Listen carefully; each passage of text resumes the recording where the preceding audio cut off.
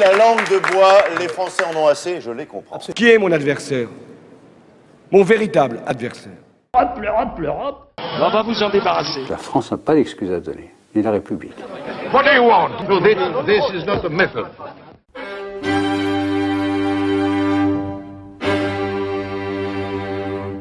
Le débat présidentiel est d'une qualité très médiocre car il est coincé entre la crise sanitaire et la guerre en Ukraine, victime d'un président candidat qui refuse de faire campagne, et surtout d'un rythme médiatique effréné où les mots creux succèdent aux mots d'oiseau. En conséquence, il n'y a pas de véritable discussion pour pouvoir délibérer des problèmes fondamentaux pour notre avenir. C'est pourquoi nous allons faire tout de suite un top 5 des sujets qui ne seront pas, peu ou mal débattus dans cette campagne. D'abord, la dette publique. Évidemment, celle-là est débattue, mais elle l'est très mal. D'abord, voyons les faits. La dette française dépasse les 2800 milliards d'euros, ce qui représente l'accumulation du déficit public annuel chronique depuis 1975.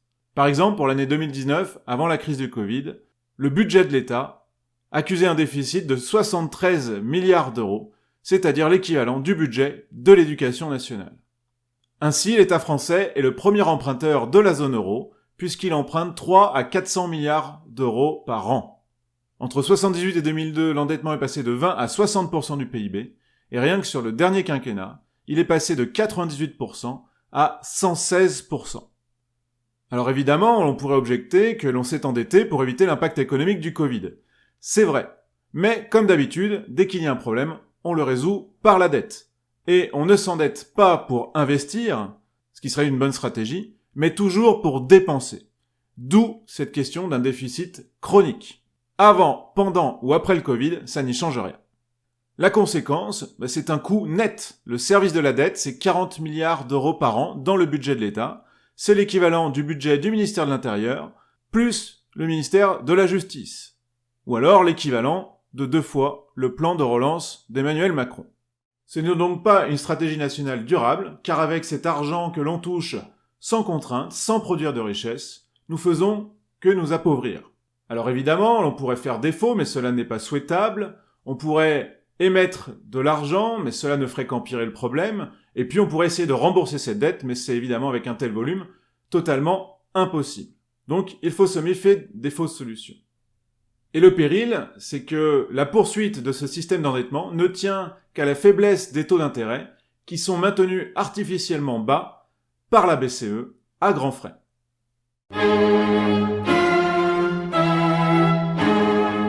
Venons-en donc maintenant au bilan de la BCE. Alors posons les faits. La Banque Centrale Européenne a un bilan supérieur à 8 000 milliards d'euros, ce qui représente 75% du PIB de l'eurozone. Il a triplé, il est passé de 1 000 à 3 000 milliards entre 2008 et 2012. Cela parce que la Banque centrale a violé ses propres principes. Elle s'est mise à racheter la dette des États pour sauver les banques.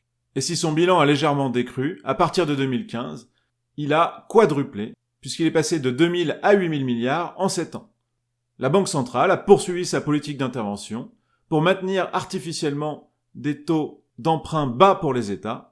Par exemple, elle a racheté pour plus de 700 milliards de dettes publiques françaises. De plus, la zone euro subit de forts déséquilibres internes avec ce qu'on appelle les soldes Target 2. Ce sont des comptes tenus entre les banques centrales qui révèlent la différence entre importation et exportation au sein de la zone euro. Et on voit que ce déséquilibre est total entre les pays du Nord peu endettés et exportateurs, comme l'Allemagne ou les Pays-Bas, et les pays du Sud endettés et importateurs, comme l'Espagne, l'Italie ou la France. Vous l'aurez compris, ce système est intenable, soit il finira par exploser, soit il se maintiendra au prix de la destruction des économies nationales et des peuples, des appareils productifs et du pouvoir d'achat. Alors ce sujet ne sera pas débattu, parce qu'il fait peur, il peut paraître technique, il est politiquement incorrect, et de toute manière, il n'y a pas de véritable candidat souverainiste dans cette élection qui puisse porter le sujet. Voyons maintenant le déficit commercial. D'abord, les faits. En 2021, la France a importé plus qu'elle n'a exporté de 84 milliards d'euros. Cela n'a rien d'exceptionnel, puisque en moyenne, depuis 10 ans, le déficit commercial est de moins 60 milliards d'euros. C'est un déficit chronique qui est dû aux importations d'hydrocarbures, évidemment, mais également d'automobiles ou d'autres produits manufacturés, comme les ordinateurs ou les vêtements. Le premier pays envers lequel nous avons un déficit commercial, c'est évidemment la Chine, avec moins 33 milliards d'euros en 2021, et l'Allemagne, avec moins 15 milliards d'euros sur cette même année. De plus, si l'on considère la position extérieure de la France, c'est-à-dire ce que le monde possède sur nous, là on ne parle plus seulement de commerce mais aussi d'investissement, nous sommes à moins 695 milliards d'euros, nous sommes dans le négatif depuis 2004. Et évidemment, plus on est dans le négatif, moins l'on est solvable. Le seuil d'alerte dans la définition européenne est établi à 35% du PIB, et nous sommes aujourd'hui à environ à 30%, ce qui, selon cette définition, est un risque de crise financière et d'insolvabilité. Nous subissons donc depuis presque 20 ans un appauvrissement national, une fuite de nos richesses. Alors évidemment, les candidats parlent de réindustrialisation, mais ils ne présentent pas de stratégie nationale et d'objectifs réalistes. D'abord, le cadre de la monnaie unique entrave nos exportations et nous incite à importer. De plus, les traités de libre-échange nous empêchent de protéger notre industrie. Ensuite, la fuite des cerveaux. Alors on parle beaucoup, à juste titre, d'immigration dans cette campagne, mais l'on ne parle jamais de l'émigration qui atteint un niveau alarmant. Alors, les faits. Le ministère des Affaires étrangères considérait, jusqu'en 2021, que 2,5 millions de Français vivaient à l'étranger.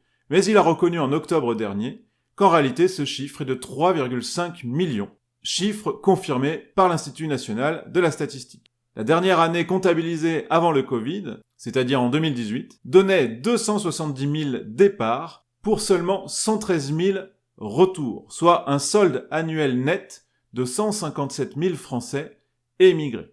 Nous sommes donc passés d'un solde négatif annuel moyen de 5 000 personnes par an dans les années 90 à plus de 60 000 dans les années 2000 et désormais près de 110 000 par an dans ces années 2010. Si bien qu'entre 2006 et 2018, si nous ajoutons tous ces déficits de personnes, cela représente 1,5 million de Français qui ont quitté la France. Alors vers où se dirigent-ils ?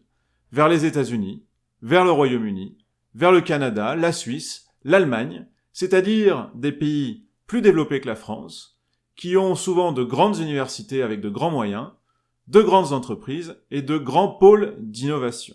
Ceux qui partent sont surtout les 18-29 ans, mais de plus en plus les 30-40 ans. Et le taux de départ est 3 fois supérieur chez les diplômés, qui constituent l'essentiel des départs, puisque leurs motivations sont essentiellement la recherche d'emplois à rémunération et à responsabilité plus élevée. Et les profils surreprésentés dans cette émigration sont les étudiants, les ingénieurs, les chercheurs et les entrepreneurs. Et l'autre évolution, c'est qu'ils restent de plus en plus longtemps à l'étranger, plus de 10 ans pour les 2 tiers d'entre eux, et parfois ne reviennent pas. Les naturalisations ont doublé en 10 ans.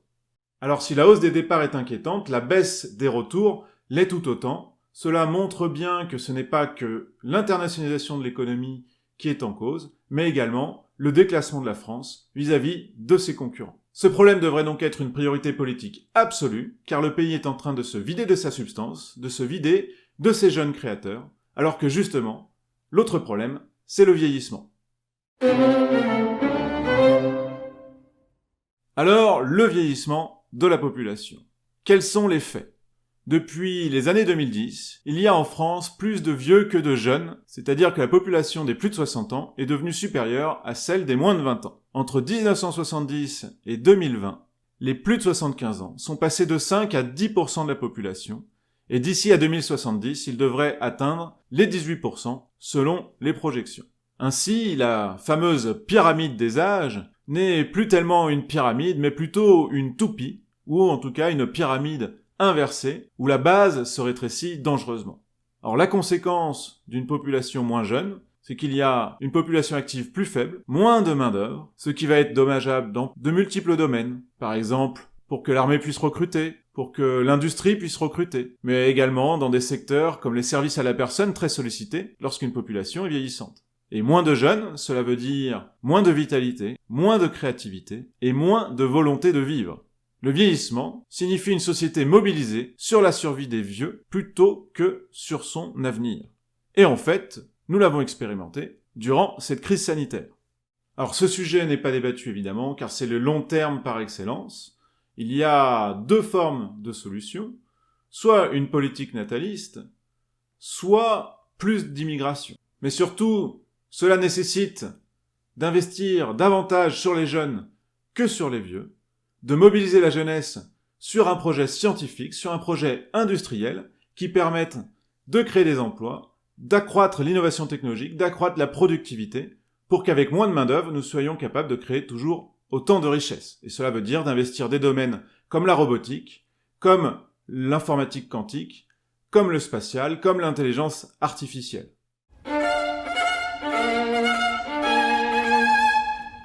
Alors, c'était mon top 5. Il y a certainement d'autres enjeux qui ne seront pas abordés. Vous pouvez les mentionner en commentaire. Mais ces 5-là me semblent prioritaires. Effectivement, on ne peut pas parler de tout et il faut choisir des priorités, opter pour une stratégie. C'est ce que chacun d'entre nous doit se soucier de faire et ne pas se limiter simplement à écouter la campagne.